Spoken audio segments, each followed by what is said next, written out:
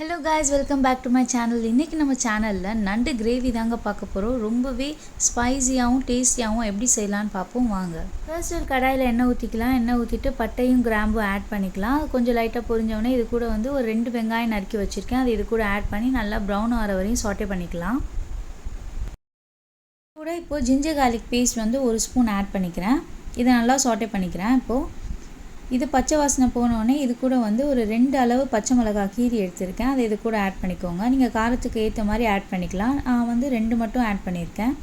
இப்போ இது கூட வந்து ஒரு 5லேருந்து 6 சின்னதாக தக்காளி வந்து எடுத்து நல்லா கிரைண்ட் பண்ணி பேஸ்ட் ஆக்கி இது கூட ஆட் பண்ணி ஒரு 5 மினிட்ஸ் நல்லா இந்த மாதிரி வதக்கிக்கோங்க. அப்புறம் இது கூட வந்து புதினா கொஞ்சம், கொத்தமல்லி கொஞ்சம் ஆட் பண்ணிக்கோங்க. உங்களுக்கு வந்து வின்டர் டைமில் வந்து நண்டு நல்லாவே ரேட் கம்மியாகவும் கிடைக்கும், நல்லா நண்டு டேஸ்ட்டாகவும் இருக்கும். அதனால் இந்த மாதிரி டைமில் வந்து நண்டு வாங்கி கண்டிப்பாக ட்ரை பண்ணி பாருங்கள். இப்போ இது கூட நம்ம சில்லி பவுடர் வந்து ஒரு ஸ்பூன் ஆட் பண்ணிக்கிறோம்.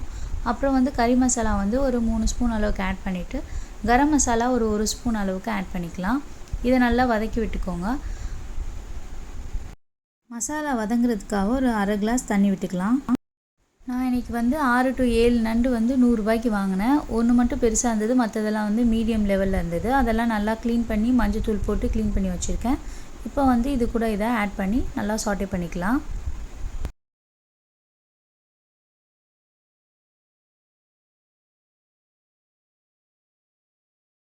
கல்லுப்பு வந்து தேவையான அளவு ஆட் பண்ணிவிட்டு லைட்டாக தண்ணி மட்டும் ஸ்ப்ரிங்கிள் பண்ணி விட்டுருங்க. இது வந்து அப்படியே ஒரு 10 to 12 மினிட்ஸ் அப்படியே மூடி விட்டுருங்க. நம்மளுக்கு 12 மினிட்ஸ்லேயே வந்து நல்லா வெந்து வந்துடும். 12 மினிட்ஸ் கழித்து ஓப்பன் பண்ணி பார்த்திங்கன்னா இது மாதிரி எண்ணெய் விட்டு இருக்கும். அப்போ வந்து லாஸ்ட்டாக இதில் பெப்பர் பவுடர் வந்து நம்ம ஒரு 1.5 ஸ்பூன் அளவுக்கு ஆட் பண்ணி நல்லா சாட்டே பண்ணி விட்டுக்கலாம். ஒரு 2 மினிட்ஸ் கழித்து இறக்கிடுங்க. அவ்வளோதான், ரொம்பவே டேஸ்டான நண்டு கிரேவி ரெடிங்க. இந்த வின்டருக்கு ரொம்பவே அருமையாக இருக்கும். நீங்களும் ட்ரை பண்ணி பாருங்கள். எப்படி இருந்துச்சுன்னு கமெண்ட் பண்ணுங்கள்.